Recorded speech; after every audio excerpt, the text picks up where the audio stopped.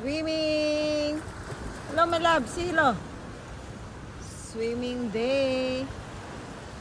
Private resort. Kaming dalawa lang nagtampisaw. Mga tao nagtago na. Kaninang umaga sila. Tapos na sila guys. Kami naman. Hapon na kasi kami. Wow! The water is good, yeah? Talagang grabe. Kahit mahangin, pero talagang ang sarap ng tubig. Hindi siya malamig. Sobrang ano talaga dito. Tahimik.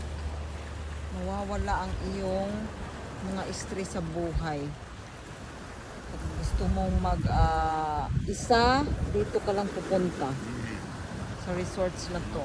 Hair keeps hitting my eyes. Ha? My hair keeps hitting my eyes.